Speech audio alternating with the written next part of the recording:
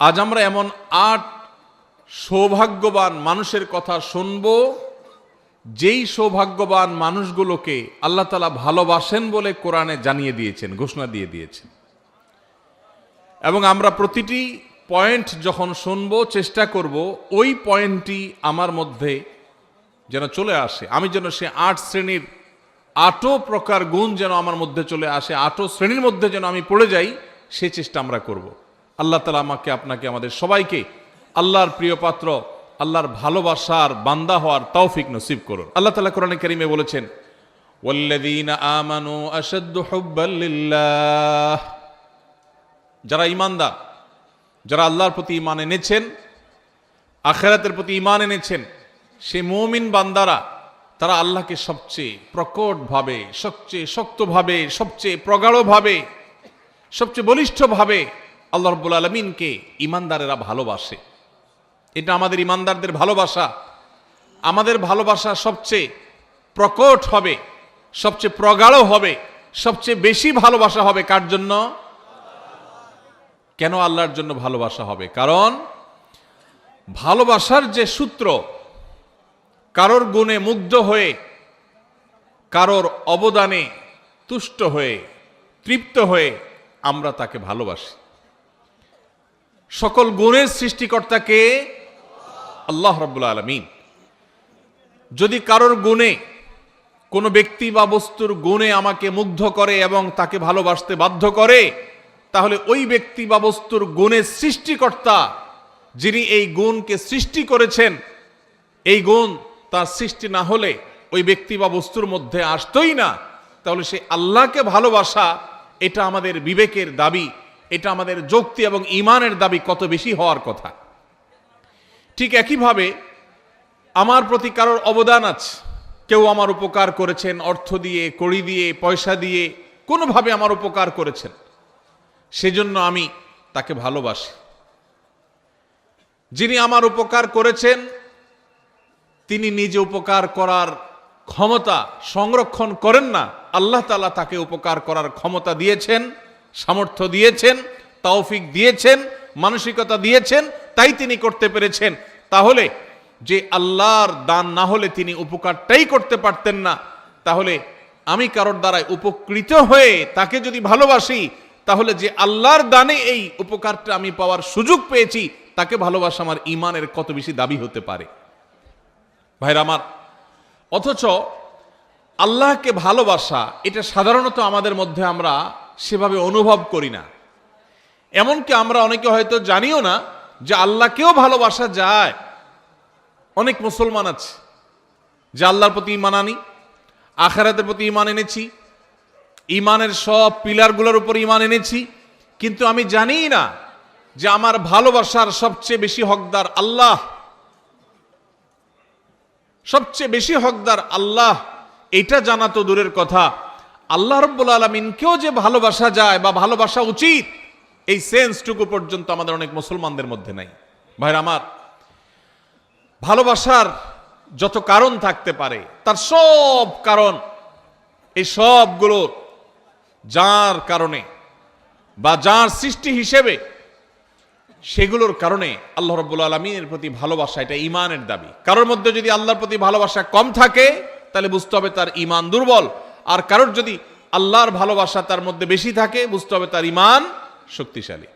আল্লাহর প্রতি আমাদের ভালোবাসা আছে কিনা, এটা বোঝার উপায় কি, বা এটা সৃষ্টি করার উপায় কি, সে বিষয়ে আলোচনা করা আজকে আমাদের উদ্দেশ্য না, সেটা ভিন্ন টপিক। আমি শুধু মূল বিষয়টা পারলাম যে ঈমানদার হিসাবে আমরা আমাদের মাকে ভালোবাসি, আমরা আমাদের বাবাকে ভালোবাসি, আমরা আমাদের স্বামীরা স্ত্রীদের, স্ত্রীরা স্বামীদেরকে, বাবা সন্তানকে, সন্তান বাবাকে, ভাই বোন পরস্পরকে আমরা একে অন্যকে ভালোবাসি। এই যে আমরা একে অন্যকে ভালোবাসি, আমাদের ভালোবাসার গণ্ডি, আমাদের ভালোবাসার সীমানার মধ্যে সর্বাগ্রে থাকতে হবে আমাদের রব আল্লাহ রাব্বুল আলামিন।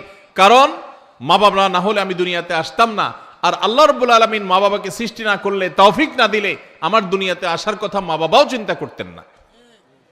এই জন্য ভাই, আল্লাহ তাআলাকে আমাদের ভালোবাসতে হবে। আল্লাহর প্রতি ভালোবাসা, এটা যখন আল্লাহর নেয়ামত সম্পর্কে আমরা জানব, আল্লাহর দান অনুদানগুলোর কথা, আল্লাহর নেয়ামত রাজির কথা যখন আমরা গবেষণা করব, ভাবব, স্বয়ংক্রিয়ভাবে আল্লাহর ভালোবাসা আমাদের মধ্যে চলে আসবে। আল্লাহ তাআলা আমাদেরকে আল্লাহর ভালোবাসা অন্তরের অন্তঃস্থলে সুগভীরভাবে স্থাপন করার তৌফিক নসিব করুন। ভাইরা আমার, আল্লাহ রাব্বুল আলামিন তাকে যেখানে আমাদের ভালোবাসা কর্তব্য, সেখানে আল্লাহ তাআলা তার কিছু প্রিয় বান্দাদেরকে স্বয়ং ভালোবাসেন। আপনার সাথে কোনো পাওয়ারফুল ব্যক্তির সাথে পরিচয় আছে, এটাই যেখানে আপনার জন্য গৌরবের ব্যাপার, সেখানে সে পাওয়ারফুল ব্যক্তি যদি আপনাকে ভালোবাসেন, আপনাকে পছন্দ করেন, স্নেহ করেন, তাহলে সেটা আপনার জন্য কত বড় গৌরবের ব্যাপার হতে পারে। আমরা কোনো প্রভাবশালী ব্যক্তির সাথে আমাদের সম্পর্ক থাকলে, পরিচয় থাকলে আমরা গল্প দিতে পছন্দ করি, ঠিক না বে ঠিক? আছে না নাই? অমুক খালাতো ভাই, অমুক তালতো ভাই, অমুক ব্যয়, এসব গল্প দিতে আমাদের ভালো লাগে, কারণ লোকটা অনেক প্রভাবশালী। আর যদি স্বয়ং ওই লোকটাই বলে যে আমি অমুককে ভালোবাসি, আমার খুব পছন্দের, তাকে আমি অনেক লাইক করি, তাহলে এটা কত বড় গৌরবের বিষয় হতে পারে। আল্লাহ রাব্বুল আলামিন কোরআনে হাকিমে এইরকম ভালোবাসার, আল্লাহর পছন্দের মানুষগুলোর কথা বলেছে। আল্লাহর পছন্দের মানুষের তালিকায় আসার জন্য সর্বাগ্রে যে বিষয়টি থাকতে হবে তা হলো ঈমান। ঈমান না থাকলে কখনো আল্লাহর প্রিয় পাত্র হওয়ার সুযোগ নেই। ঈমানদারদের মধ্যে যে ৮ শ্রেণী মানুষকে আল্লাহ তাআলা ভালোবাসেন বলে কোরআনে জানিয়েছেন, তার মধ্যে থেকে সর্বপ্রথম এবং প্রধান শ্রেণী হলেন ওই মানুষগুলো যারা মুহসিন। যারা কি? মুহসিন। মুহসিন শব্দের অর্থ হলো যারা সৎকর্ম করে, ভালো কাজ করে, অন্যের প্রতি অনুগ্রহ করে, ইহসান করে। খুঁটে খুঁটে কোথায় ভালো কাজ আছে সে সেখানে চলে যায়, কোন কাজটা ভালো সে সেই কাজটা করে, কারোর প্রতি অনুগ্রহ করার সুযোগ আসলে সে সেই সুযোগ হাতছাড়া করে না। এই লোকটাকে বলে মুহসিন। আল্লাহ রাব্বুল আলামিন কোরআনে হাকিমের অন্তত 4 জায়গায় এই একই কথা আল্লাহ তাআলা তাঁর ভাষায় তিনি ব্যক্ত করেছেন, প্রকাশ করেছেন। সূরা বাকারা 165 নম্বর আয়াত, সূরা আলে ইমরান 134 নম্বর আয়াত, একইভাবে সূরা আলে ইমরান 148 নম্বর আয়াত, সূরা মায়েদা 93 নম্বর আয়াত। এই 4 জায়গায় আল্লাহ রাব্বুল আলামিন একই কথা বলেছেন। সূরা বাকারা আল্লাহ বলেছেন, ওয়া আহসিনু ইন্নাল্লাহা ইউহিব্বুল মুহসিনিন। ঈমানদারদেরকে আল্লাহ তাআলা নির্দেশ করে বলছেন, তোমরা ভালো কাজ করো, কারণ ভালো কাজ যারা করে, নেকামল যারা করে, সওয়াবের কাজ যারা করে, এই মানুষগুলোকে আল্লাহ তাআলা ভালোবাসেন। সুবহানাল্লাহ। নেকামলকারীদেরকে আল্লাহ তাআলা ভালোবাসেন। ইহসানকারী, যে অন্যের প্রতি অনুগ্রহ করে, মানুষ তো মানুষ, পশু পাখির প্রতিও ইহসান করে, অনুগ্রহ করে, উপকার করে, মানুষের কল্যাণ পৌঁছায়, মানুষের একটা কাজ করে দেয়, পারলে একজনের সহযোগিতা করে দেয়, এই ইহসানকারী মানুষগুলোকে আল্লাহ তাআলা ভালোবাসেন। এই ভালোবাসার কথা আল্লাহ এক জায়গায় না, অন্তত একই কথা 4 জায়গায় আল্লাহ তাআলা রিপিট করেছেন, ওয়াল্লাহু ইউহিব্বুল মুহসিনিন। আল্লাহ রাব্বুল আলামিন ইহসানকারীদেরকে, সৎকর্ম সম্পাদনকারীদেরকে, ভালো কাজ খুঁটে খুঁটে যারা করে সেই মানুষদেরকে আল্লাহ তাআলার বান্দা, এমনকি আল্লাহর যে কোনো সৃষ্টির প্রতি যারা অনুগ্রহ করে, যাদের মনের মধ্যে মায়া আছে, যারা শক্ত হৃদয়ের না, যারা মানুষের প্রতি অবিচার করে না, জুলুম করে না, পারলে অনুগ্রহ করে, মায়া করে, দয়া করে, ভালোবাসে। মানুষ তো মানুষ, আপন তো আপন, এমনকি শত্রুর প্রতিও সে অবিচার করে না, পারলে অনুগ্রহ করে। এই মানুষগুলোকে আল্লাহ তাআলা ভালোবাসেন। ভাইরা আমার, তাহলে আমরা আল্লাহর ভালোবাসার মানুষগুলোর প্রথম শ্রেণীর সাথে পরিচিত ইতোমধ্যে হয়ে গেলাম। তারা হলো যারা খুঁজে খুঁজে সব নেকামল ভালো কাজগুলো করে, বিশেষ করে আল্লাহর সৃষ্টি একটি একটি করে খুঁজে সবার সাথে অনুগ্রহ করে, মায়া করে, দয়া করে, ইহসান করে। আমরা সেই কাতারে শামিল হওয়ার চেষ্টা করব তো ইনশাআল্লাহ। হে আরশে আজিমের মালিক, আপনি আমাদের সবাইকে মুহসিনদের কাতারে, আপনি যাদেরকে ভালোবাসেন বলে কোরআনে ঘোষণা দিয়েছেন, আল্লাহ আমরা যেন সেই মানুষদের কাতারে শামিল হতে পারি, সেই তৌফিক নসিব করেন। আজকের এই মাহফিল থেকে আমরা ভাই নিয়ত করে নেই, যখনই কোনো ভালো কথা শুনবো সবার আগে আমল করব। যখনই কোনো ভালো কথা জানবো সবার আগে সেটা বাস্তবায়ন করব। যখনই কারোর প্রতি উপকার করার, এহসান করার, কারোর কল্যাণ পৌঁছানোর, কারোর সেবা করার, কারোর একটু সহযোগিতা করার সুযোগ পাবো, সবার আগে সেটা আমি ধরবো, হাতছাড়া করব না। চেষ্টা করবো তো ইনশাআল্লাহ। স্বার্থপরতার এই যুগে, স্বার্থান্ধের এই যুগে প্রত্যেকটা মানুষ নিজের স্বার্থ নিয়ে ভাবে, কারোর উপকারের কথা সাধারণত চিন্তা করে না। এমন স্বার্থান্ধ হয়ে গেছি আমরা আজ, এখন প্রবাদী হয়ে গেছে, আগে বাঁচলে বাপের নাম, নিজে বাঁচলে বাপের নাম। নিকৃষ্টতম একটা প্রবাদ আমাদের বাংলা ভাষায় প্রচলিত, নিকৃষ্টতম প্রবাদ, নিজে বাঁচলে বাপের নাম। এটা সেলফিশদের প্রবাদ, এটা কোনো মুসলমানের প্রবাদ নয়, এটা কোনো ভালো মানুষের প্রবাদ হতে। নিজে বাঁচলে অর্থাৎ আমারটা ঠিক থাকলে 16 আনা, তারপরে এবার বাপের চিন্তা করব, অন্যের চিন্তা করব। এটা কি ভালো মানুষের কথা না স্বার্থপরের কথা? আমরা সেই সাহাবীদের রুহানি সন্তান, আমরা সেই নবীর উম্মত যেই নবী নিজের চিন্তা পরে করতেন, মানুষের চিন্তা আগে করতেন। আমরা কি নিজের চিন্তা আগে করব না মানুষের চিন্তা আগে করব? যে বলে নিজে আগে বাঁচলে বাপের নাম, নিজে বাঁচলে বাপের নাম, তার এই কথার মধ্য দিয়ে সে মূলত তার স্বার্থপরতার কথার বার্তা দিয়েছে, ইঙ্গিত দিয়েছে। একজন মুসলমান তিনি তার জীবন বিপন্ন করে হলেও, তার জীবন বাজি রেখে হলেও আগে তার বাপকে বাঁচানোর চেষ্টা করবে। ঠিক না ঠিক? আপনার জীবন আপনার বাপের জীবন, দুইটার যে কোনো একটা টিকবে আপনি যদি এটা জানেন। আপনি আপনার মা, দুজনের যে কোনো একজন বাঁচতে পারবেন যদি আপনি জানেন। আপনি যদি নিজেরটা বাঁচানোর চিন্তা করেন, মারটার বাঁচানোর চিন্তা না করেন, আপনি কি সুসন্তান না কুসন্তান? তাহলে বোঝা গেল স্বার্থপর এটা কখনো ভালো মানুষের চরিত্র নয়। একজন ভালো মানুষের চরিত্র হলো তিনি কিভাবে অন্যের উপকার করবেন। আল্লাহ রাব্বুল আলামিন কোরআনে কারিমে এই অন্যের প্রতি অনুগ্রহকারী মানুষদের প্রশংসা করেছেন বিভিন্ন জায়গায়। ওয়ায়ুসিরুনা আলা আনফুসিহিম ওয়ালাউ কানা বিহিম খাসাসা। আল্লাহ রাব্বুল আলামিন সাহাবীদের প্রশংসা করে বলেছেন তারা অন্যকে অগ্রাধিকার দেয়, নিজের উপরে অন্যকে অগ্রাধিকার দেয়। নিজের শত কষ্ট, শত প্রয়োজন থাকা সত্ত্বেও আরেক ভাইয়ের প্রয়োজন থাক, আমি নিলাম না, আমার ভাইকে দিলাম। ভাইরা আমার, নামাজি মুসলমান বহু পাবেন, কম হোক বেশি হোক সব এলাকায় পাবেন। রোজাদার মুসলমানও পাবেন।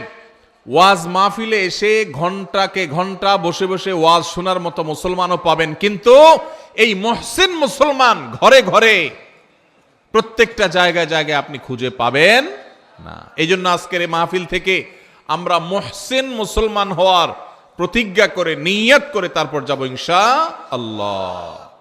আল্লাহ, আপনি আপনার বান্দা আমাদেরকে আপনার মুহসিন বান্দাদের কাতারে শামিল হওয়ার, গণ্য হওয়ার, তাদের অন্তর্ভুক্ত হওয়ার তৌফিক আপনি নসিব করেন। ভাইরা আমার, নিজের চিন্তা যারা শুধু করে, যারা স্বার্থপর হয়, তারা সুখী হয়। আর যারা অন্যের চিন্তা বেশি করে নিজের চাইতে, এরা ডাবল সুখী হয়। কিভাবে ডাবল সুখী? আপনি শুধু নিজের চিন্তা করলে আপনি সুখী হবেন, ঠিক আছে। আপনি যদি নিজের চিন্তা বাদ দিয়ে বা নিজের চিন্তাকে অগ্রাধিকার না দিয়ে আরেকজনকে আপনি অগ্রসর করে দেন, আরেকজনের চিন্তা করেন যে আমি একটু কষ্ট করি, আরেকজনকে সুযোগ দিই, এইটা যদি আপনি চিন্তা করেন, মানুষের মুখে হাসি ফুটানোর যে আনন্দ, মানুষের উপকার করার যে আনন্দ, এই আনন্দ নিজে ভোগ করার মধ্যে কখনো নিহিত নাই। আমাদের এই প্রিয় স্বদেশ, এই প্রিয় বাংলাদেশকে যদি আমাদের গড়ে তুলতে হয় সত্যিকারের স্বপ্নের বাংলাদেশ হিসাবে, তাহলে আমাদের প্রত্যেককে এই মহসিনদের কাতারে সামিল হতে হবে। স্বার্থপর মানুষ দিয়ে একটা সুন্দর দেশ কখনো গড়া যেতে পারে। আল্লাহ তাআলা আমাদের সবাইকে আমাদের নিজের স্বার্থের চাইতে আমাদের অন্য যে কোনো ভাই, যে কোনো মানুষ, যে কোনো মুসলমান, আল্লাহ যে কোনো সৃষ্টিকে অগ্রাধিকার দেওয়ার, অন্যের প্রতি অনুগ্রহ করার খুঁটে খুঁটে খুঁজে খুঁজে মানুষ উপকার করার তৌফিক আল্লাহ তাআলা আমাদের সবাইকে দান করুন। আপনি যখন নামাজে দাঁড়িয়ে সূরা পড়ছেন, আপনার মনে হচ্ছে আল্লাহ আমাকে দেখছেন। এই যে ওয়াজ মাহফিলে বসে আপনি কোরআন এবং হাদিসের কথা শুনছেন, একটি ভালো কাজে এসেছেন, এখনো আপনার মনে হবে যে আমার আল্লাহ দেখছেন যে বান্দা আমার কোরআন হাদিসের কথা শুনছেন। অতএব আমার মনের মধ্যে যেন বাজে চিন্তা না আসে, আমার নিয়তের মধ্যে যেন ভেজাল না ঢুকে, আমি যেন ভুল কিছু না করি। আল্লাহ তাআলা আমাদের সবাইকে এইভাবে আমাদের সমস্ত আমলগুলোকে ইহসানের সর্বোচ্চ স্তর দিয়ে সাজিয়ে মুহসিনদের সবচেয়ে আপার ক্লাসে পৌঁছার তৌফিক নসিব করুন। তাহলে প্রথম প্রকার মানুষ পেয়ে গেলাম যাদেরকে আল্লাহ রাব্বুল আলামিন ভালোবাসেন, তারা হলেন মুহসিন। আল্লাহ রাব্বুল আলামিনের নির্দেশ পালন করতে গিয়ে সকল ভালো কাজে তাদেরকে পাবেন। সব সমাজে এরকম কিছু মানুষ কম হোক বেশি হোক পাবেন যে খুঁজে খুঁজে দেখবেন যে সব ভালো কাজ করে। মসজিদে সবার আগে, বন্যা হয়েছে ত্রাণ নিয়ে সবার আগে, কেউ বিপদে পড়ছে সবার আগে, রমজানের রোজা সবার আগে, তারাবিতে সবার আগে, যে কোনো ভালো কাজে সবার আগে পাবেন। এরকম মুহসিন মানুষদের মধ্যে আমরা শামিল হতে চাইব। আল্লাহ আমাদের সবাইকে তৌফিক নসিব করুন। নাম্বার 2, দ্বিতীয় যে শ্রেণীর মানুষকে আল্লাহ তাআলা ভালোবাসেন বলে ঘোষণা দিয়েছেন কোরআনে, এক জায়গায় নয় একাধিক জায়গায়, অন্তত 3 জায়গায় আল্লাহ তাআলা একই কথার ঘোষণা দিয়েছেন। সেই মানুষগুলো হলেন মুত্তাকিরা। কারা? মুত্তাকিগণ। মুত্তাকিদেরকে আল্লাহ রাব্বুল আলামিন ভালোবাসেন বলে আল্লাহ তাআলা জানিয়ে দিয়েছেন। তাহলে আমরা মুহসিন হওয়ার চেষ্টা করব, আবার একাধারে মুত্তাকি হওয়ারও চেষ্টা করব ইনশাআল্লাহ। মুহসিনের পরিচয় তো আমরা জানলাম। মুত্তাকি কাকে বলে ভাই? মুত্তাকি বলা হয় ওই ব্যক্তিকে, যেই ব্যক্তি আল্লাহর ভয়ের চেতনা, আল্লাহর সামনে তাকে দাঁড়াতে হবে, দুনিয়ার এই জীবন এক সময় শেষ হবে, এই সংসার এক সময় ভাঙবে এবং তাকে আল্লাহর সামনে যেতে হবে, দাঁড়াতে হবে, ওই কথা চিন্তা করে আল্লাহর সব আদেশগুলো মেনে চলে, নিষেধগুলো থেকে বেঁচে থাকে। কেন? একটা সুপ্ত চেতনার ভিত্তিতে। সেই চেতনার নাম হলো তাকওয়ার চেতনা, আল্লাহ ভীতির চেতনা। এই চেতনা তাকে পরিচালিত করে। সে একটা মন্দ কাজ করার সুযোগ পায়, কিন্তু সে করে না। কেন? তার অন্তরে সুপ্ত সেই তাকওয়ার চেতনা তাকে বাধা দেয় যে আল্লাহ না দেখছেন, আল্লাহ না নিষেধ করেছেন, এই কাজ করলে না আল্লাহ জাহান্নামে শাস্তি দিবেন, এই ভয়ে সে কাজ করে না। এর নাম তাকওয়া। যেই চেতনা, যেই শক্তি, যেই সুপ্ত ঈমানের নূর মানুষকে ফজরের সময় কনকনে শীতের দিনে মসজিদে নিয়ে যায়, যেই সুপ্ত চেতনা সুদ এবং ঘুষের কারবার, দুর্নীতি, অপশাসন করার ক্ষমতা থাকা সত্ত্বেও আল্লাহর ভয়ে আল্লাহর সামনে দাঁড়াতে হবে, সেই ভয়ে সেই কথা চিন্তা করে সেই অন্যায় কাজ থেকে বিরত রাখে, ওই চেতনার নাম হলো তাকওয়া। আর ওই চেতনা যার বক্ষে আছে, যার অন্তরে আছে, তার নাম হলো মুত্তাকি। তার নাম হলো কি ভাই? মুত্তাকি। নবী করিম সাল্লাল্লাহু আলাইহি সাল্লামের একজন আদরের সাহাবী অত্যন্ত চমৎকার ভাবে তাকওয়া এবং মুত্তাকির পরিচয় দিয়েছেন। সেটা হলো, একজন মানুষ একটা জায়গায় আছেন, তিনি আরেকটা জায়গায় যাবেন। এই জায়গায় যেতে গিয়ে মাঝখানে একটা জায়গা পড়বে, এখানে সব কাঁটাওয়ালা গাছ, যে গাছের কাঁটা নিচে পড়ে পড়ে পড়ে ভরে গেছে। এই লোকটা যখন এই জায়গাটা পার হবে, ওই কাঁটাওয়ালা জায়গাটা পার হওয়ার সময়, যেহেতু কণ্টকাকীর্ণ জায়গা, চতুর্পাশে কাঁটা আর কাঁটা, তখন এই লোকটা পার হওয়ার সময় খুব সতর্কতার সাথে পার হবে। পা ফেলার সময় যেখানে কাঁটা নাই দেখে ওখানে পা দিবে, আবার কোথায় কাঁটা নাই ওখানে আরেক কদম দিবে, এভাবে সে আগাবে। এত কিছুর পরও যদি কখনো তার পায়ে কাঁটা লেগে যায়, দ্রুততার সাথে সেটা বের করে সামনে আরো বেশি সতর্ক হয়ে সে হাঁটবে। ঠিক একইভাবে দুনিয়াতে আমরা এসেছি, আল্লাহ তাআলা আমাদেরকে এখান থেকে পার করে এই জীবনকে আল্লাহর কাছে নিয়ে যাবেন, আখিরাতে আমরা যাব। এখানে বহু কাঁটা বিছানো আছে ভাই। হারামের কাঁটা, অশ্লীলতার কাঁটা, অন্যায়ের কাঁটা, দুর্নীতির কাঁটা, চুরির কাঁটা, ডাকাতির কাঁটা, মিথ্যা কথা বলার কাঁটা, হাজারো হারাম কাঁটা এখানে বিছানো আছে। ঈমানদার এই কাঁটাগুলো থেকে বাছাই করে করে তিনি পা ফেলবেন। যেখানে মিথ্যা নাই সেখানে আছেন, যেখানে চুরি নাই সেখানে আছেন, যেখানে ডাকাতি নাই সেখানে আছেন। এভাবে করে করে তিনি জীবন পার করবেন। এরপরেও যদি কখনো তার গুনাহ হয়ে যায়, কাঁটা পড়ে যায়, তখন সে কাঁটা ফেলে তওবা করে আবার নতুন করে আরো বেশি সংকল্প করে শক্তিশালী তওবা করে সে সামনে হাঁটবে। এই যে চেতনা, এই যে গুনাহ থেকে বাঁচার চেষ্টা, এটার নাম হলো তাকওয়া। আর এই যে চেষ্টা যারা করে তাদের নাম কি? মুত্তাকি। আল্লাহ রাব্বুল আলামিন কোরআনে কারীমের সূরা তওবার 7 নম্বর আয়াতে তিনি ঘোষণা দিয়েছেন, ইন্নাল্লাহা ইউহিব্বুল মুত্তাকিন। আল্লাহ রাব্বুল আলামিন মুত্তাকিদেরকে ভালোবাসেন, মুত্তাকিদেরকে আল্লাহ তাআলা পছন্দ করেন, যারা হারাম থেকে বাঁচার জন্য এইরকম চেষ্টা করে। ঠিক একইভাবে আল্লাহ তাআলা সূরা আলে ইমরানের 76 নম্বর আয়াতে একই কথা বলেছেন, ফাইন্নাল্লাহা ইউহিব্বুল মুত্তাকিন। আল্লাহ রাব্বুল আলামিন মুত্তাকিদেরকে ভালোবাসেন। তাহলে আল্লাহ যাদেরকে ভালোবাসেন তাদের মধ্যে দ্বিতীয় প্রকার হলেন মুত্তাকিরা। নাম্বার 3, তৃতীয় প্রকার মানুষ যাদেরকে আল্লাহ ভালোবাসেন তারা হলেন সেই মানুষেরা যাদের মধ্যে ন্যায় বিচার আছে, যারা ইনসাফ করে, যারা মানুষের প্রতি অবিচার করে না, যারা ন্যায়নিষ্ঠ আচরণ করে, অন্যায় অবিচার করে না। কোরআনে কারীমে যে 2-3টি নির্দেশ সবচেয়ে বেশি সংখ্যকবার আল্লাহ তাআলা দিয়েছেন, বারবার দিয়েছেন, বিভিন্ন জায়গায় দিয়েছেন, সেই কয়েকটা নির্দেশের মধ্য থেকে একটা হলো এই নির্দেশটা, যেন একজন মানুষ তিনি যেন ইনসাফ করে চলেন, তার জীবনে যেন ন্যায় বিচার থাকে, তার মধ্যে যেন জুলুমের মানসিকতা না থাকে, অবিচার করার মানসিকতা যেন না থাকে। আপনারা হয়তো অনেকে বলবেন, এটা আবার আমাদের সাথে খুব বেশি প্রাসঙ্গিক কিভাবে? যারা জাজ, যারা বিচারপতি, তারা তাদের ওই চেয়ারে বসে তারা ন্যায় বিচার করবেন কি করবেন না, বা যারা যখন শাসনভার যাদের দায়িত্বে থাকে, কাঁধে থাকে, ক্ষমতায় থাকে, তারা ন্যায় বিচার করবেন কি করবেন না, এই প্রশ্ন আসতে পারে। আমরা সাধারণ মানুষ, আমাদের ন্যায় বিচার প্রশ্ন কোত্থেকে? অনেকে হয়তো এটা মনে করবেন। ভাইরা আমার, আমাদের প্রত্যেকটা মানুষের জীবনে ন্যায় বিচার করার প্রসঙ্গ আসে কিভাবে? আপনি যদি আপনার জীবনে কখনো একটা নির্দোষ মানুষকে দোষী বলেন, লোকটার আসলে কোনো দোষ নাই, কেউ একজন ফেসবুকে তার নামে একটা বদনাম উঠায় দিছে, আপনিও সেটা শেয়ার করে তার বদনামি করছেন, তাহলে এটা কি তার প্রতি সুবিচার হলো না অবিচার হলো? এই অবিচারটা আমাদের দ্বারা হয় কি হয় না? হয়।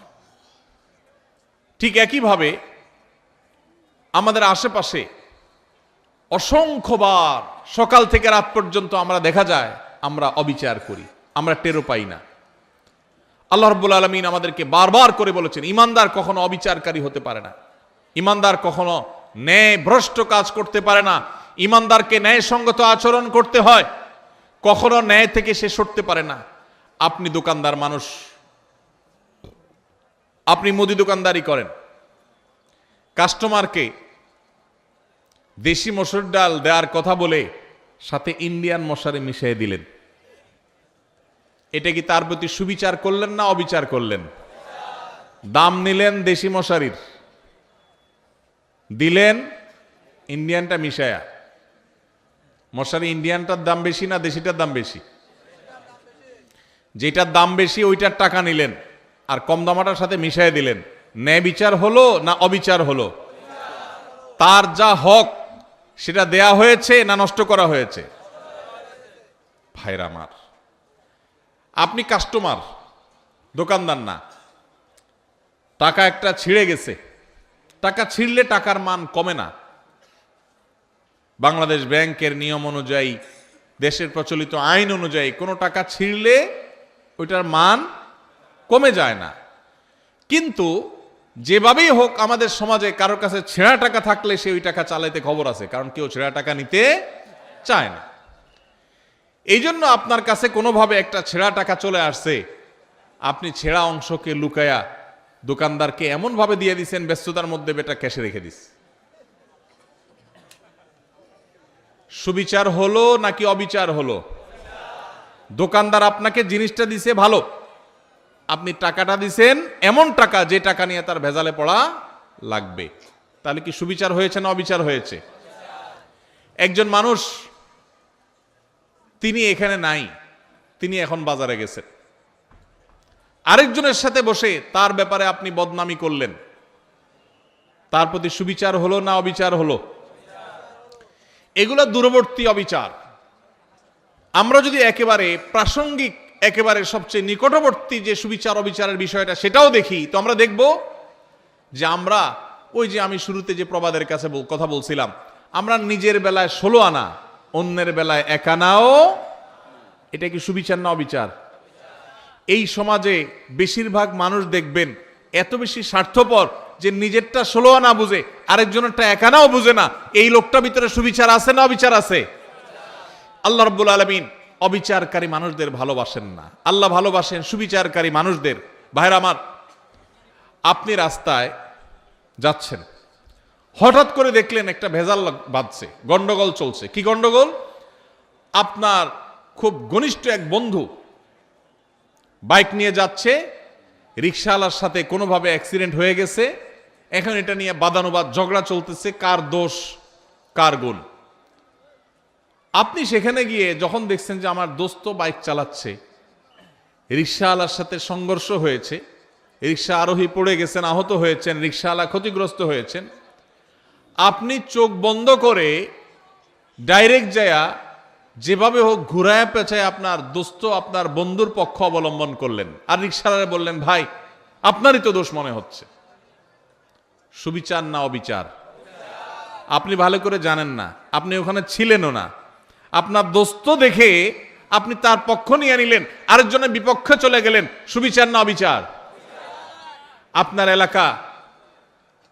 এলাকার মানুষের সাথে আরেক এলাকার মানুষের গন্ডগোল লাগছে, আপনি যাই দেখলেন আরে আমার বাড়ির কাছের মানুষ।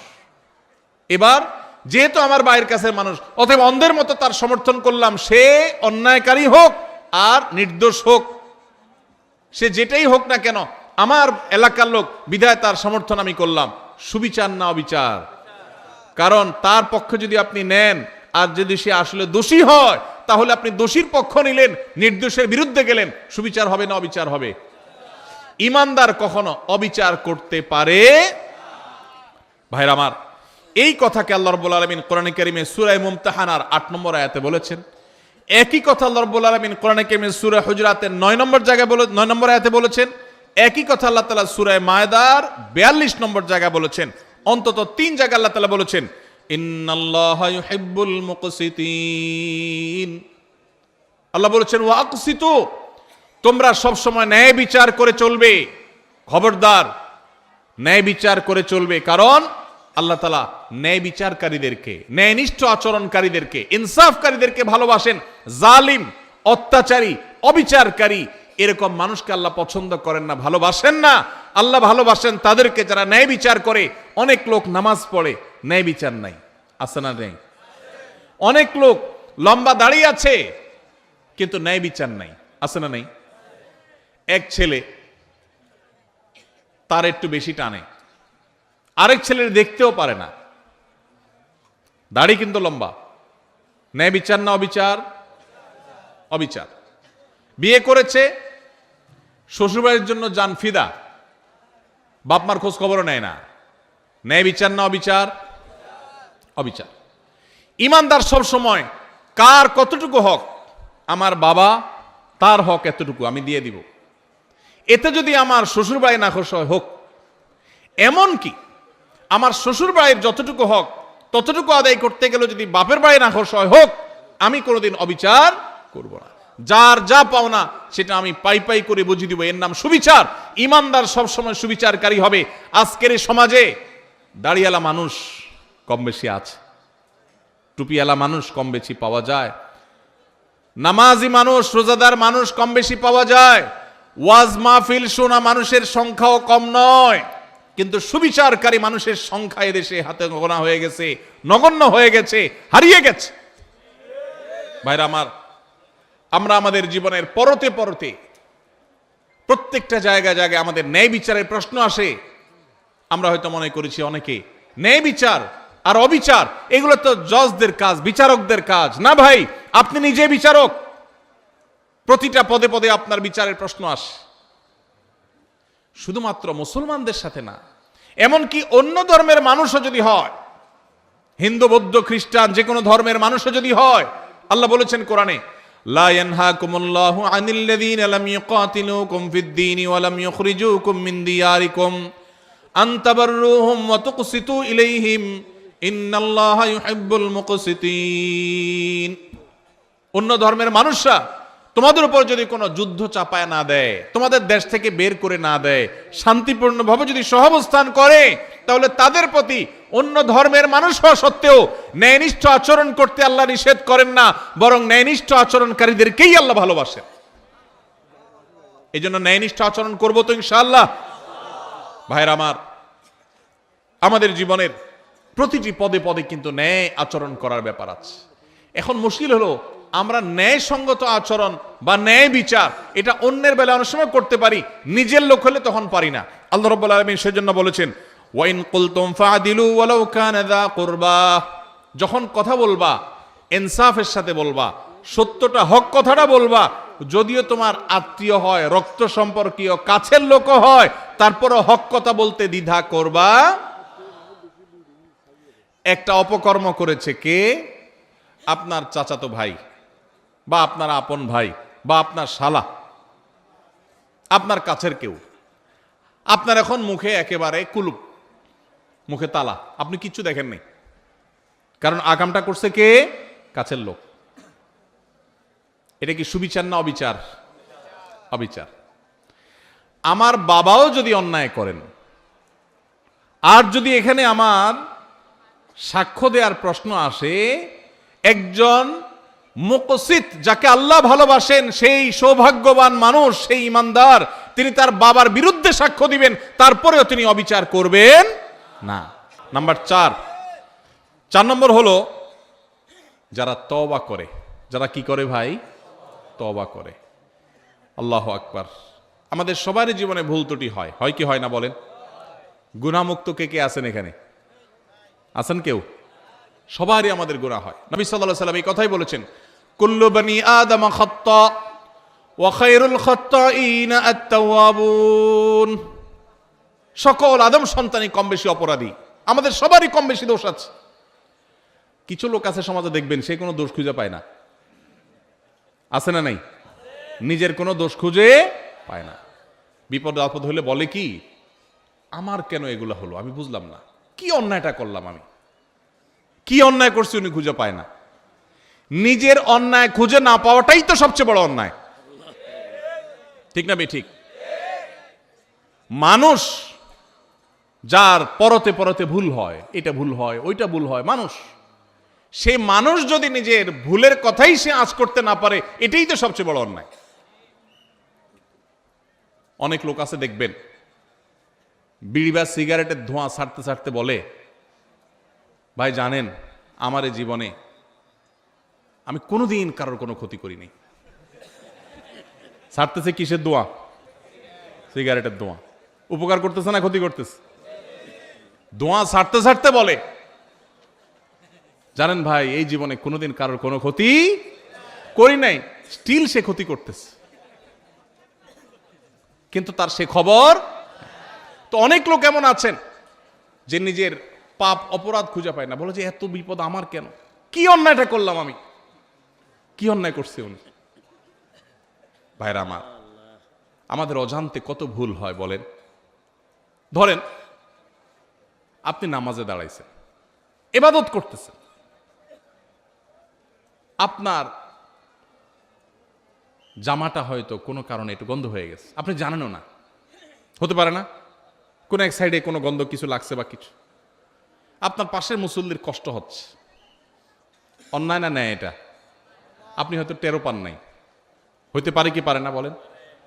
আপনি হয়তো বাজারে গেছেন, পাবলিক বাসে উঠছেন, খুব চাপাচাপি ভিড়ের মধ্যে উঠছেন, এই চাপের মধ্যে একটু জোর করে উঠতে গিয়া হয়তো কেউ কষ্ট পেয়েছে, আপনি টেরও পান নাই, হতে পারে কি পারে না? হতে পারে না এরকম?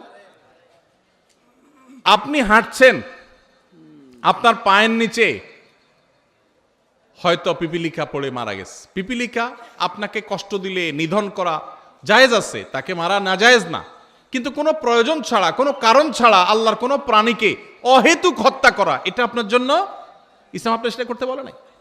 কিন্তু আপনার অজান্তে আপনার পায়ের নিচে পড়ে এরকম বহু প্রাণী হয়তো মারা গেছে, তাকে মারার কোনো কারণ হয়তো নাই, সে আপনার কোনো উপদ্রব করছে না, আপনি রাস্তা দিয়ে হেঁটে যাচ্ছেন, কিন্তু আপনার অজান্তে কাজটা হয়ে গেছে, হতে পারে কি পারে না? এরকম অন্তত কয়েক হাজার দৃষ্টান্ত এখানে বসে দেওয়া যাবে, খুঁটে খুঁটে বের করা যাবে, বড় তালিকা করা যাবে। যে আমাদের অজান্তেও আমাদের অনেক ভুল হয়, তাহলে কোনো মানুষ যদি বলে আমি আবার কি ভুল করলাম, আমার অন্যায়টা কি হলো, আমি অন্যায়টা কি করলাম, তাহলে এটাই হলো তার সবচাইতে বড় অন্যায়। আমার অপরাধটা কি, এই কথা যে বলে সে সবচেয়ে বড় অপরাধী। আল্লাহর কাছে বান্দা সব সময় তার অপরাধ বোধের কথা স্মরণ করবে। আমার অজান্তে কত অপরাধ হয়ে যাচ্ছে, জ্ঞাতসারে কত অপরাধ হয়ে যাচ্ছে। এই যে আমি কথা বলছি, এই কথাটা যে মাপে হওয়া দরকার একটু বেশি মাপে হয়ে যাচ্ছে, হতে পারে এটাও একরকমের সীমা লঙ্ঘন। আপনি আপনার বাবার সামনে মায়ের সামনে কথা বলছেন, বাবা মা নিজস্ব লোক, ঘরের লোক, সবচেয়ে আপন মানুষ, একটু জোরে বলে ফেলছেন, অন্যায় হয়ে যেতে পারে, তাদের মনে কষ্ট হতে পারে, তারা এটাকে মাইন্ডে নিতে পারেন, তাহলে এটা একটা অপরাধ হতে পারে, অথচ আপনার খবরই নেই যে আপনি অন্যায় করেছেন। এরকম অজস্র অপরাধ হয়। এজন্য ইমানদার সবসময় তওবা করবে। আমাদের প্রিয় নবী সাল্লাল্লাহু আলাইহি সাল্লামের প্রিয় একটা আমল ছিল নিয়মিত তওবা করা। আপনি মিডল ইস্টে গেলে দেখবেন আরাবিয়ানরা, বিশেষ করে সৌদি নাগরিকরা, কোনো ডাক্তারের ওয়েটিং রুমে বা কোনো পাবলিক প্লেসে, কোনো অপেক্ষার জায়গায় তারা এরকম লিখে রাখে ইমলা আওকাতাল ইন্তেজার বিল ইস্তিগফার, অর্থাৎ ওয়েটিং এর সময়টাকে আল্লাহর কাছে ইস্তিগফার করে কাটান।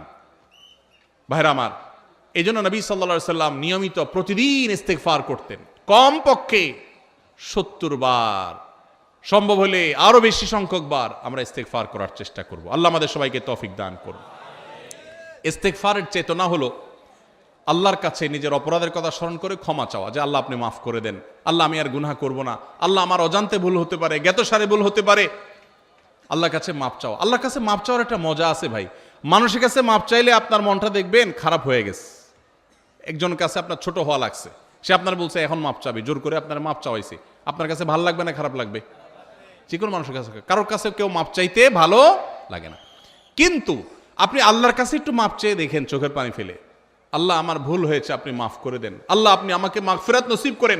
আপনি যদি আল্লাহর কাছে মাপ চান, চোখের পানি ফেলেন, আল্লাহর শপথ, পৃথিবীর বহু সুখ, বহু তৃপ্তির চাইতে বেশি তৃপ্তিদায়ক হবে আল্লাহর কাছে মাপ চাওয়ার মুহূর্তগুলো। সালহাতু সাঙ্গেবুদি দিল খারাস আজমুদে এক জামানা খাকে বাস। পাথর হয়ে তো বহুকাল ছিলে ভাই, একটু আল্লাহর কাছে চোখের পানি ফেলে একটু দোয়া করে কেঁদে কেটে দেখো, আল্লাহ আপনি আমাকে মাফ করে দেন, আল্লাহ কত ভুল করেছি, আপনি ক্ষমা করে দেন। এই ক্ষমা চাওয়ার মধ্যে যে তৃপ্তি আছে, পৃথিবীর বহু ভোগের মধ্যে সেই তৃপ্তি নাই। এই জন্য আল্লাহ ভালোবাসেন সেই মানুষগুলোকে যারা তওবা করে। তওবা কি? তওবা হলো রুট চেঞ্জ, রাস্তা পরিবর্তন। আপনি যাচ্ছেন জাহান্নামের দিকে, আপনি সেটা চেঞ্জ করে জান্নাতের রুটে উঠে গেলেন। ভুল পথে চলছিলেন, সেটা ছেড়ে এখন সঠিক পথে চলে আসছেন, এটার নাম কি ভাই? তওবা। নামাজ পড়তাম না, এখন নামাজ শুরু করেছি। খারাপ বন্ধুর সাথে চলতাম, এখন আর চলি না, ভালো বন্ধুর সাথে চলি। অন্য মেয়েদেরকে টিজ করতো যে বন্ধুরা, তাদের সাথে আড্ডা দিতাম, এখন আর সেদিকে যায় না। আল্লাহর ভয়, আল্লাহর সামনে দাঁড়াতে হবে, আল্লাহ শাস্তি দিবেন, পাকড়াও করবেন, ছাড় দিবেন না, সেই ভয়ে আমি সেই জায়গা থেকে সরে আসছি, এখন ভালো বন্ধুর সাথে চলি। এর নাম তওবা। তওবা শুধু মুখে আস্তাগফিরুল্লাহ ওয়া আতুবু ইলাইহি বলার নাম নয়, তওবা একটা আচরণের নাম, তওবা একটা স্বভাবের নাম, তওবা একটা অ্যাটিটিউডের নাম, তওবা একটা অ্যাপ্রোচের নাম। তওবা হলো আমার অবস্থান পরিবর্তন করার নাম, নিজেকে পরিবর্তন করতে হয়। ভাইরে, জীবনে একটা সময় পরিবর্তন করা লাগে। বয়স যার যেটুকু হয়েছে, জীবনের মূল্যবান সময় অনেকখানি পার হয়ে গেছে, আর কত? এখনই আসুন তওবা করি। আলাম ইয়ানিল্লাযীনা আমানু আন তাখশা কুলুবুহুম লিযিকরিল্লাহ। ইমানদারদের কি এখনো সময় হয়নি যে আল্লাহর স্মরণ হয়ে আল্লাহর সামনে দাঁড়াতে হবে? সেই কথা চিন্তা করে তাদের অন্তরটা বিগলিত হবে, অন্তরটা নরম হয়ে যাবে। আল্লাহর ভয়ে চোখের পানি ফেলে সে নিজের জীবনকে চেঞ্জ করবে, সে নিজের লাইফকে, রুটকে পরিবর্তন করবে। এই সময় কি এখনো আসে নাই? ভাইরা আমার, এই জন্য তওবা করতে হয়, কোন একটা সময় এসে নিজেকে পরিবর্তন করতে হয়। আজকের এই মাহফিল থেকে আসুন পরিবর্তনের শপথ করে যাই, অঙ্গীকার করি, নিয়ত করি যে আমি আর খারাপের পথে যাব না, আমার জীবনে খারাপ কোনো কিছু আমি আর রাখতে দিব না, আমি নিজেকে পরিবর্তন করব, চেষ্টা করব তো ইনশাআল্লাহ। অটোমেটিক আল্লাহর ভালোবাসা পেয়ে যাবেন, অটোমেটিক আল্লাহর ভালোবাসা পাবেন। প্রসিদ্ধ একটি হাদিস আপনারা বারবার শুনেছেন হয়তো, নবী করিম সাল্লাল্লাহু আলাইহি সাল্লাম বলেছেন, আল্লাহর বান্দা, আল্লাহর বান্দা আল্লাহ অনেক ভালোবাসেন। এর মধ্যে কোন বান্দা যখন তওবা করে, গুনাহ করা থেকে ফিরে আসে, খারাপ কাজ থেকে সরে আসে, একে আল্লাহ কত ভালোবাসেন এটা বোঝাবার জন্য নবী সাল্লাল্লাহু আলাইহি সাল্লামের প্রসিদ্ধ একটা হাদিস আপনারা শুনেছেন। তিনি বলেছেন, একটা লোক সফরে বের হয়েছে, আজকালকার যুগের মতো সফর না, সেই শত শত হাজার বছর আগে মরুভূমিতে যেরকম জঙ্গলের ভিতর দিয়ে মানুষ সফর করতো, কোনো পথে কোনো দোকানপাট কিছু ছিল না, এরকম মরুভূমির মাঝখানে কোনো একটা গাছের নিচে তিনি যখন রেস্ট করার জন্য শুয়েছেন, যেই ঘোড়ায় করে যাচ্ছিলেন ওই ঘোড়ার পিঠে তার খাবার দাবার পানি সব ছিল। ঘুম থেকে উঠে দেখেন ঘোড়া উধাও, নাই, রশি ছিঁড়ে নাই হয়ে গেছে। যতদূর চোখ যায় কোথাও কোনো মানুষ নাই, ঘোড়া তো নাই, কিছুই নেই। তো এই লোকটা অপেক্ষা করছে, 1 দিন 2 দিন 3 দিন, রাত যায় দিন আসে, আর ঘোড়া আসার নাম নাই। আর এই মরুভূমিতে কোনো মানুষজনও নাই। তার এখন তৃষ্ণায় প্রাণ বের হওয়ার উপক্রম, ক্ষুধায় যান বের হওয়ার উপক্রম। আর কোথায় যাবে তার কোনো সীমারেখা নাই, শত শত হাজারো কিলোমিটার দুধু মরুভূমি। এরকম অবস্থায় লোকটা জীবনের আশা ছেড়ে দিছে, তাহলে আমার এখানেই বোধহয় মরে যেতে হবে। এই অবস্থায় সে যদি গাছের সাথে হেলান দিয়ে বা যে কোনোভাবে চোখ বন্ধ করে বা রেস্ট করে, আর হঠাৎ করে দেখতে পায় তার সেই ঘোড়া আবার সব জিনিসপত্র পিঠে যেভাবে ছিল ওইভাবে আছে, আর সে হাজির হয়ে গেছে, এই লোকটা যতটা খুশি হবে, এবং খুশির চোটে সে আল্লাহ রাব্বুল আলামিন এর প্রশংসা করতে গিয়ে সে তার কথা পর্যন্ত পরিবর্তন হয়ে যাবে, ভুল বলে ফেলবে। এই লোকটা যেরকম আনন্দে আত্মহারা হয়ে যাবে, আল্লাহ তাআলার কোনো বান্দা যখন তার জীবনকে পরিবর্তন করার সিদ্ধান্ত নেয় যে আমি আর খারাপ বন্ধুর সাথে চলবো না, খারাপ পথে চলবো না, কারোর কষ্ট দিব না, গুনাহের পথে যাব না, বেনামাজি থাকবো না, সে যখন রুট চেঞ্জ করার সিদ্ধান্ত নেয়, তওবা করে, খারাপ পথ থেকে ভালো পথে ফিরে আসে, স্বয়ং আল্লাহ রাব্বুল আলামিন ঠিক একইভাবে তার এই তওবার কারণে আল্লাহ তাআলা খুশি হয়ে যান, আনন্দিত হন, তার প্রতি আল্লাহ তাআলা সন্তুষ্ট হয়ে যান। আর এই কথাটাকে আল্লাহ রাব্বুল আলামিন কোরআনে হাকিমের একাধিক জায়গায় আল্লাহ তাআলা ব্যক্ত করেছেন। সূরা বাকারা 222 নম্বর আয়াত আল্লাহ রাব্বুল আলামিন বলেছেন, ইন্নাল্লাহা ইউহিব্বুত তাওয়াবিন ওয়া ইউহিব্বুল মুতাতাহহিরিন। যারা তওবা করে, যারা জীবনকে পরিবর্তন করে, আল্লাহ তাদেরকে ভালোবাসে। এই জন্য ভাই জীবন পরিবর্তন করবো তো ইনশাআল্লাহ? শুধু ওয়াজ শুনবো না, পরিবর্তনও করবো ইনশাআল্লাহ? পরিবর্তন করবো তো ইনশাআল্লাহ? আল্লাহ আমাদের সবাইকে জীবনকে পরিবর্তন করার তৌফিক নসিব করুন। ভাইরা আমার, জীবন পরিবর্তন করার স্বাদ আছে, একটু করে দেখেন, অবর্ণনীয় স্বাদ আছে। গুনাহের স্বাদ বহু পেয়েছেন, গুনাহ ছাড়ারও স্বাদ আছে ভাই। মা বাবার অবাধ্য হয়েছেন, হঠাৎ করে আল্লাহর ভয়ে বিগলিত হয়ে যে আল্লাহর সামনে দাঁড়াতে হবে, শাস্তির মুখোমুখি হইতে হবে, এই জন্য মা বাবার কাছে যে করজোড় করে, বাবা মাফ করে দেন, আর অন্যায় করবো না, বহু অপরাধ করেছি, এর একটা স্বাদ আছে ভাই। শয়তান আমাদেরকে জীবন চেঞ্জ করতে দেয় না, কিন্তু আপনি জীবন চেঞ্জ করে দেখেন, আপনার রুট চেঞ্জ করে দেখেন, তওবা করে দেখেন, অসম্ভব রকমের তৃপ্তি পাবেন, ঈমানি স্বাদ পাবেন। আল্লাহ তাআলা আমাদের সবাইকে তওবা কাদের কাতারে শামিল হওয়ার তৌফিক নসিব করুন। ভাইরা আমার, ঠিক একইভাবে সূরা তওবার 108 নম্বর আয়াতেও আল্লাহ রাব্বুল আলামিন যাদেরকে ভালোবাসেন তাদের কথা বলেছেন। তাহলে এই আয়াত থেকে সূরা তওবা, সূরা বাকারার 222 নম্বর আয়াত থেকে আমরা জানলাম আল্লাহ তাআলা তওবাকারীকে ভালোবাসেন। এই জন্য তওবা করবো তো ইনশাআল্লাহ? তাহলে আল্লাহর ভালোবাসার চতুর্থ শ্রেণীর মানুষের পরিচয় পেলাম, তারা হলেন তওবাকারীরা। তারা কারা? তওবাকারীরা। আস্তাগফিরুল্লাহ ওয়া আতুবু ইলাইহি, আল্লাহর কাছে ক্ষমা চাই, আল্লাহর কাছেই ফিরে যাই, আল্লাহর কাছেই ফিরে আসছি, আল্লাহর দিকেই প্রত্যাবর্তন করছি, শয়তানের দিকে গেছিলাম আবার সরে আসছি, এর নাম তওবা। গুনাহ করছিলাম, গুনাহ ছেড়ে আল্লাহর বাধ্যতাগত হয়ে গেলাম, এর নাম তওবা। চেষ্টা করবো তো ইনশাআল্লাহ? ভাইরা আমার, আত্তাইবু মিনাজ যামবি কামান লা যামবা লাহ। যুবক ভাইরা আমার, জীবনে অনেক অপরাধ হয়ে গেছে, মোবাইলে অনেক হারাম জিনিস দেখেছেন, অনেক অপকর্ম করে ফেলেছেন, অনেক গুনাহ হয়ে গেছে, অনেক অন্যায় হয়ে গেছে। সুসংবাদ হলো, যদি তওবা করার ডিসিশন নেন, সিদ্ধান্ত নেন যে না আমি জীবনকে পরিবর্তন করব, আল্লাহ রাব্বুল আলামিন এত দয়ালু, এত মায়ালু, এত আরহামুর রাহিমিন যে বান্দা যদি তওবা করার সিদ্ধান্ত গ্রহণ করে, আপনার আমার মালিকের ঘোষণা আছে। নবী সাল্লাল্লাহু আলাইহি ওয়াসাল্লাম বলেছেন, আত্তাইবু মিনাজ যামবি কামান লা যামবা লাহ। কেউ যদি পাপাচার করার পর ফিরে আসে, তওবা করে, জীবন পরিবর্তন করার সংকল্প করে, সিদ্ধান্ত নেয়, কামান লা যামবা লাহ, তার আগের পাপগুলো আল্লাহ তাআলা এমন ভাবে মাফ করে দেন যেন তার আমল নামাতে, প্রোফাইলে কিছুই ছিল না, সব ক্লিন, পরিষ্কার হয়ে যায়, পুরা ডিলেট হয়ে যায়, রিসেট হয়ে যায়। আল্লাহ তাআলা তার সমস্ত গুনাহ মাফ করে দেন যদি সে সমস্ত গুনাহ থেকে তওবা করতে পারে। তওবা করবো তো ইনশাআল্লাহ? ভাইরে, যেদিন নাকের ডগার নিঃশ্বাস শেষ হয়ে যাবে, চোখের সামনে জাহান্নাম দেখা যাবে, সেদিন তওবার জিগির তুলবেন, অনন্তকাল তওবা করবেন, 2 পয়সার লাভ হবে না। এখনো নিঃশ্বাস আছে নাকের ডগায়, এখনো শ্বাস প্রশ্বাস প্রবাহিত হয়। অতএব এখনই সময় তওবা করার, এখনই সময় তওবা করার। তওবার জন্য কোনো বয়সের প্রয়োজন হয় না। আমরা মনে করি বুড়া বয়সে তওবা করতে হয়, না ভাই, যৌবন বয়সেই তওবা করতে হয়। আল্লাহ আমাদেরকে আল্লাহর তওবাকারী বান্দাদের কাতারে শামিল হওয়ার তৌফিক দান করুন। তাহলে 4 নম্বর, যাদেরকে আল্লাহ ভালোবাসেন তারা হলেন কারা? তওবাকারীরা। নাম্বার 5, উত্তম রূপে পবিত্রতা অর্জনকারী। এদেরকে আল্লাহ তাআলা ভালোবাসেন, যারা খুব ভালোভাবে পবিত্রতা অর্জন করে। ভালোভাবে পবিত্রতা অর্জন করা বলতে, আপনি যখন অজু করবেন, অজুটা সুন্দর করে করবেন। অজু সুন্দর করে করার মানে এই না যে পানি 3 বালতি খরচ করা। কম পানিতে ভালো করে অজু করতে পারা, এটাই হলো একজন আদর্শ ইমানদারের বৈশিষ্ট্য। আমাদের সমাজে দেখবেন আমরা টেপে অজু করি, তো কত পানি আমাদের খরচ হয় আমরা জানিও না। বড় একটা বালতি রেখে টেপে অজু করে একদিন, এরপর তাকায় দেখবেন হয় বালতি ফুল হয়ে গেছে না ফুল হওয়ার কাছাকাছি হয়ে গেছে, এত পানি লেগেছে। অথচ আমাদের প্রিয় নবী সাল্লাল্লাহু আলাইহি ওয়াসাল্লাম অজু করতেন 1 গ্লাস পানি দিয়ে, সামান্য একটু পানি দিয়ে তার অজু কমপ্লিট হয়ে যেত। আর আমাদের অজু করতে 1 বালতি পানি যায়। এই যে যারা মনে করেন যে আমি কি এমন অপরাধ করলাম, আপনার লাগবে 1 গ্লাস, আপনি লাগাইছেন 1 বালতি, অপরাধ না? অপরাধ না? অপচয় হলো কি হলো না? খবরও নেই।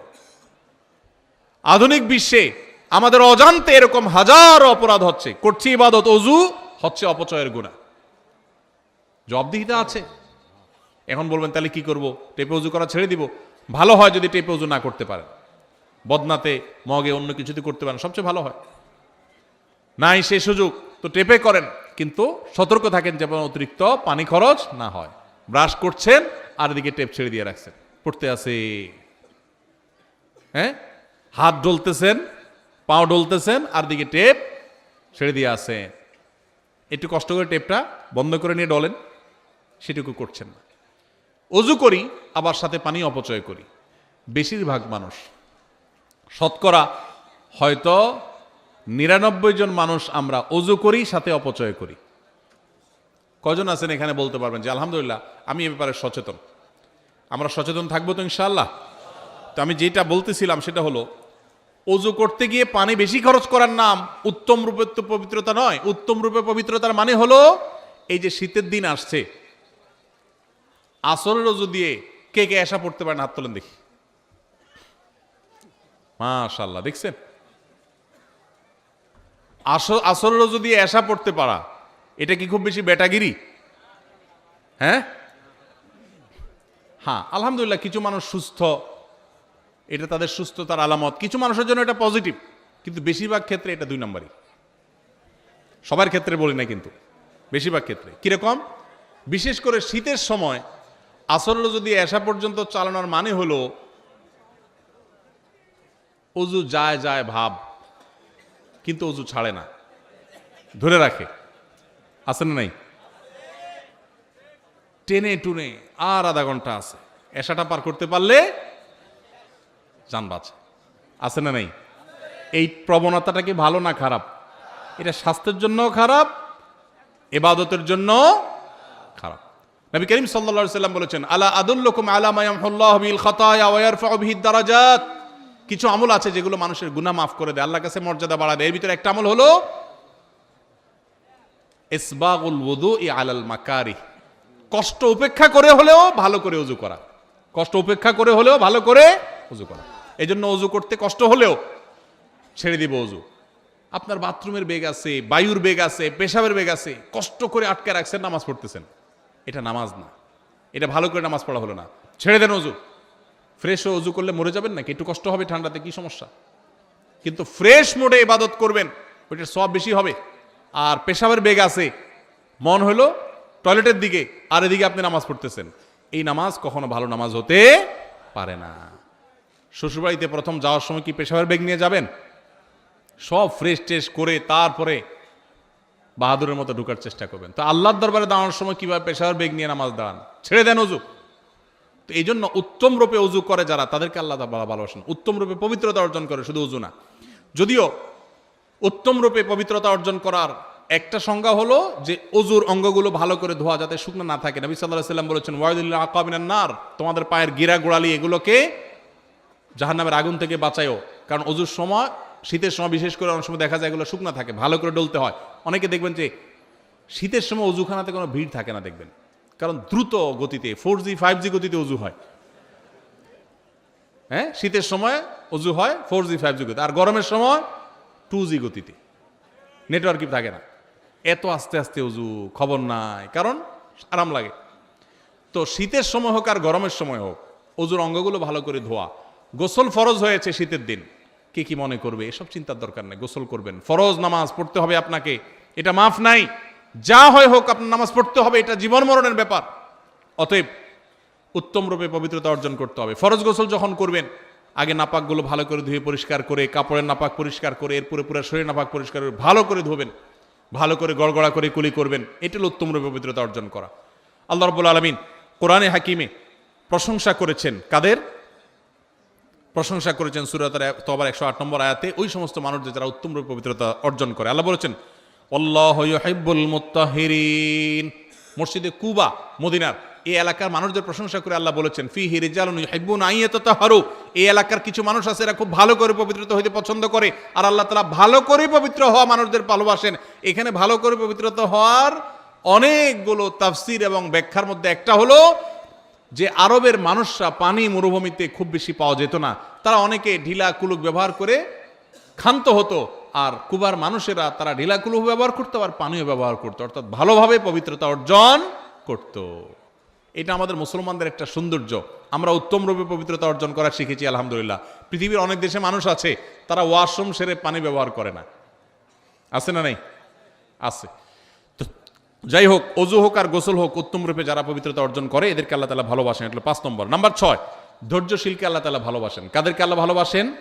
ধৈর্যশীলদেরকে আল্লাহ তাআলা ভালোবাসেন। আল্লাহ রাব্বুল আলামিন কোরআনে হাকিমে ধৈর্যশীলদের ভালোবাসার সম্পর্কে বলেছেন সূরা আলে ইমরান 146 নম্বর আয়াতে ওয়াল্লাহু ইউহিব্বুস সাবিরিন।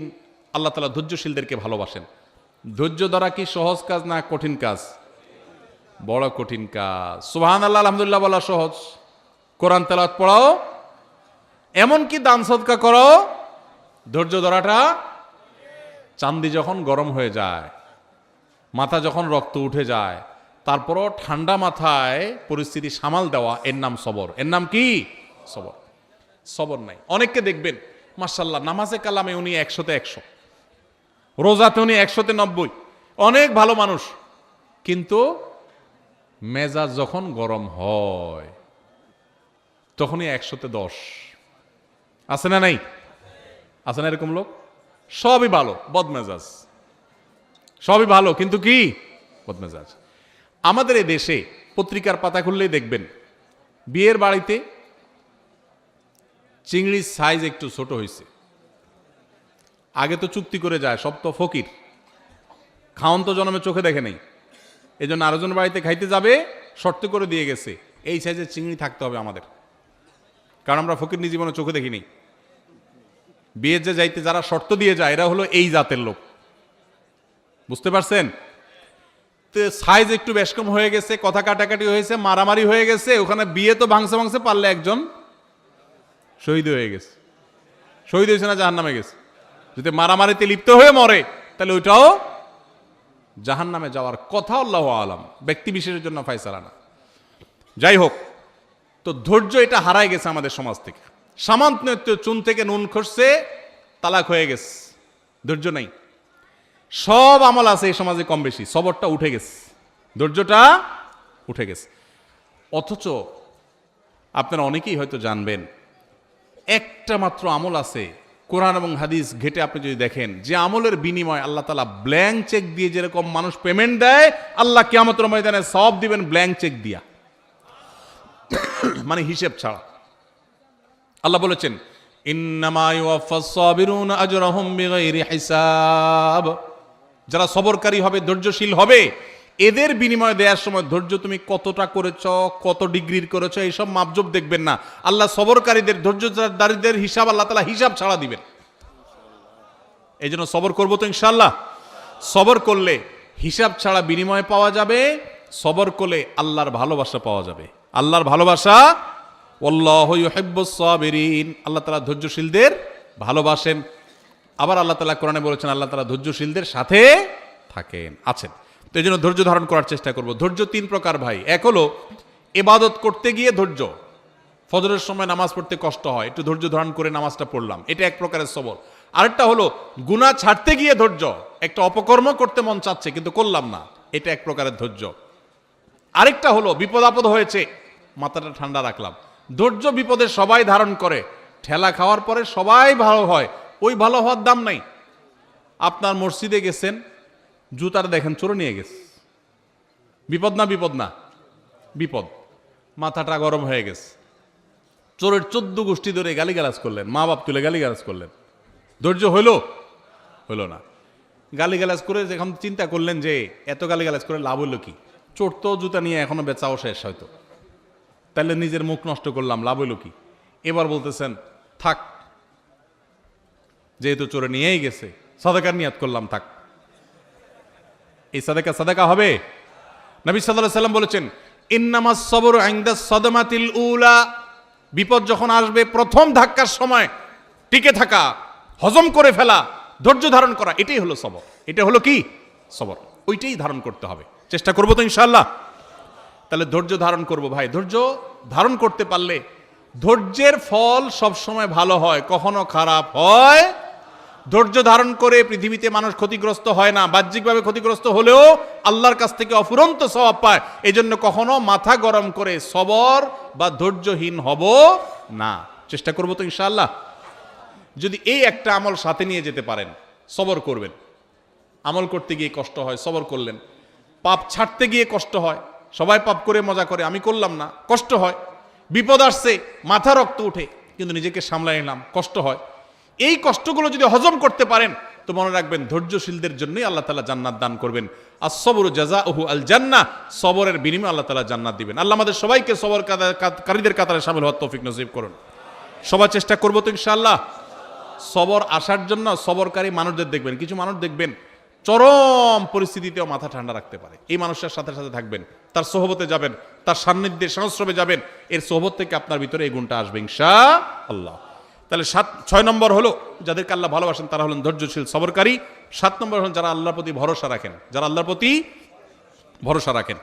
আল্লাহ রাব্বুল আলামিন বলেছেন ফাবিমা রাহমাতিম মিনাল্লাহি লিনতা লাহুম, হে রাসূল আল্লাহর অনুগ্রহে আপনি কোমল হয়েছেন, আপনি নরম দিলের হয়েছেন।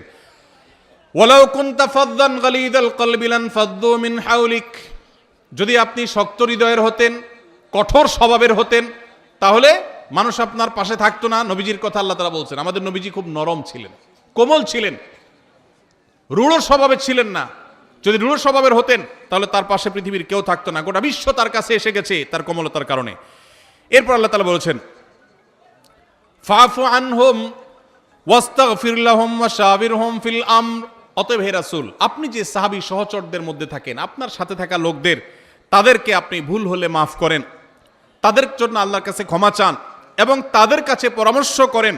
ফাইদা আযামতা, পরামর্শ করে যদি কোনো সিদ্ধান্ত গ্রহণ করেন, ফাতাওয়াক্কাল আলাল্লাহ, তাহলে আল্লাহর উপর এরপরে ভরসা করবেন। কেন? কারণ ইন্নাল্লাহা ইউহিব্বুল মুতাওয়াক্কিলিন, আল্লাহ তাআলা আল্লাহর উপরে ভরসাকারী তাওয়াক্কুলকারীদেরকে ভালোবাসেন। সূরা আলে ইমরান 159 নম্বর এই আয়াতে আমরা আল্লাহর ভালোবাসার মানুষদের 7ম প্রকারের সাথেও পরিচিত হলাম। তারা হলেন আল্লাহর প্রতি যারা তাওয়াক্কুল রাখে। কি রাখে ভাই?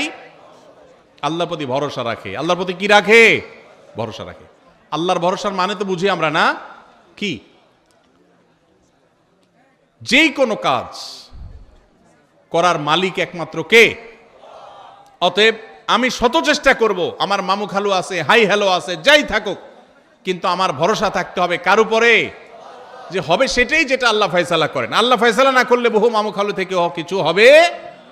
আবার একইভাবে আমার জীবনে যত বিপদ আসুক, আমি বাহ্যিকভাবে দেখছি যে আমার চোখে ধোঁয়া ছাড়া কিছু নেই, আমার দেয়ালে পিঠ ঠেকে গেছে, তারপরও আমার ভরসা থাকবে কার উপরে? আল্লাহর উপরে। আল্লাহর উপরে ভরসা থাকবে যে আল্লাহ আমাকে দেখবেন। হাসবি আল্লাহ, যে কোনো বিপদে পড়বেন হাসবি আল্লাহ, মানে আল্লাহ আমার জন্য যথেষ্ট। এটা তাওয়াক্কুলের আলামত। উহুদ যুদ্ধের পর মুসলমানদেরকে যখন নানান ভয় দেখিয়ে সন্ত্রস্ত করার চেষ্টা করা হয়েছে, যে বদর যুদ্ধে উহুদ যুদ্ধে যেখানে মুসলমানরা নানাভাবে জর্জরিত, এরপরে আবার কাফেররা আবার সবাই একসাথে আসছে, এই কথা বলে তাদেরকে ভয় দেখানো হলো।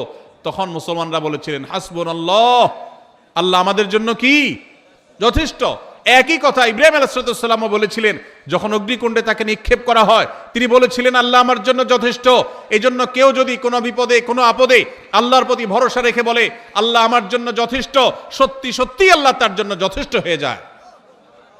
এই জন্য ভাই আমরা সবাই আমাদের জীবনে যে কোনো কিছু, আমি পরীক্ষা দিলাম, ভালো মন্দ যাই হলো, আল্লাহর উপর ভরসা রাখবো। এটা বিপদ আসছে, আমি ভেঙে পড়বো না, আমি আল্লাহর উপর ভরসা রাখবো। ইমানদার সবসময় কার উপরে ভরসা রাখবে? অসুখ হয়েছে, ওষুধ আমি সেবন করব, কিন্তু ভরসা হবে কার উপরে? আল্লাহর উপরে। বিপদ আপদ হয়েছে, 2-4-5 জনের কাছে গেছি, ভালো কথা, কিন্তু ভরসা হবে কার উপরে? আল্লাহর প্রতি। আল্লাহর প্রতি ভরসা, পদে পদে পায়ে পায়ে। আজ বস্তুবাদের জোয়ারের জয় জয়কারের এই পৃথিবীতে মানুষ আল্লাহর উপরে ভরসা ভুলে গেছে ভাই। এখন আল্লাহর উপরে ভরসা নাই, অসুখ হলে ওষুধের কথা আগে মনে পড়ে, আল্লাহর কথা মনে পড়ে না। এটা ঈমান দুর্বল হওয়ার লক্ষণ, আলামত খারাপ। এই জন্য বেশি বেশি করে আল্লাহর কথা স্মরণ করা, বিপদ আপদে আল্লাহকে স্মরণ করার চেষ্টা করা। আল্লাহর প্রিয় বান্দাদের মধ্যে শামিল হতে হলে এই তাওয়াক্কুলকারী হতে হবে। আল্লাহ আমাদের সবাইকে তৌফিক দান করুন। তাহলে 7 নম্বর, সেই সৌভাগ্যবান মানুষ যাদেরকে স্বয়ং আল্লাহ ভালোবাসেন বলে জানিয়েছেন, তারা হলেন, তারা পদে পদে জীবনের ক্ষণে ক্ষণে সব সময় ভরসা রাখে কার উপরে? আল্লাহর উপরে। আল্লাহর উপরে যারা ভরসা রাখে তারা কখনো বেইজ্জত হয় না, তারা কখনো মন খারাপ করে না। ধরুন আমি ওনার উপরে ভরসা রাখলাম, ওনার উপরে ভরসা রাখলাম, আপনার উপরে ভরসা রাখলাম, রেখে আমার ভরসাটা ভেঙে গেল, মনটা খারাপ হবে না? খারাপ হবে না? কিন্তু যদি আমি আল্লাহর উপরে ভরসা রাখি, যে ঠিক আছে ওনার কাছে গেলাম, উনিও আমার আপন, উনিও আমার আপন, সবই ঠিক আছে, কিন্তু ভরসা আমার কার উপরে? ওনাদের উপরে আমার ভরসা নেই, ভরসা কার উপরে? তাহলে এই ভরসা যদি ভঙ্গ হয় তাহলে আমার মন খারাপ হবে। আল্লাহর উপরে ভরসা রাখার পরে যদি আমি দেখি আমি যা চাইলাম তা হইল না, তাহলে সান্ত্বনা আছে, আল্লাহ আমাকে যা চেয়েছি তা না দিয়ে হয়তো ইচ্ছে ভালো কিছু দিবেন। ঠিক না ভাই? ঠিক। এই জন্য সবসময় আমরা কার উপরে ভরসা রাখবো? ইনশাআল্লাহ। বাচ্চাদেরকে আল্লাহর ভরসা শিখাবো, তাওয়াক্কুল শিখাবো। আমাদের থেকে হারিয়ে যাওয়া আমলগুলো, হারিয়ে যাওয়া গুরুত্বপূর্ণ বৈশিষ্ট্যগুলোর একটি হলো এই তাওয়াক্কুল। মুসলমানদের কাছ থেকে আজ হারিয়ে গেছে ভাই। আমাদের বাচ্চা বলি, বড় বলি, আমাদের মধ্যে আল্লাহর প্রতি তাওয়াক্কুল জিনিসটা নাই। বস্তুবাদ আমাদের কাছে এত নগদ নগদ সবকিছুকে পাইয়ে দিচ্ছে যে আল্লাহর কথা আমাদের আর স্মরণ হয় না। ভাইরা আমার, কোভিড-19 এসে আমাদেরকে কিন্তু তাওয়াক্কুল শিখাই দিয়ে গেছে। ঠিক না ভাই? ঠিক। তাওয়াক্কুল শিখাইছে না শিখায় নাই? আল্লাহু আকবার। শত সহস্র ব্যবস্থা থাকার পরও ইমানদার আল্লাহর উপর তাওয়াক্কুলটাকে অগ্রাধিকার দিবে। নাম্বার 8, সর্বশেষ প্রকার হলো আল্লাহর রাহে যারা জিহাদ করেন, জীবন বাজি রাখেন, আল্লাহর নির্দেশে যারা জিহাদে থাকেন, সেই মানুষগুলোর সম্পর্কে আল্লাহ তাআলা সূরা সফের 4 নম্বর আয়াতে বলেছেন, ইন্নাল্লাহা ইউহিব্বুল্লাযিনা ইউকাতিলুনা ফী সাবিলি।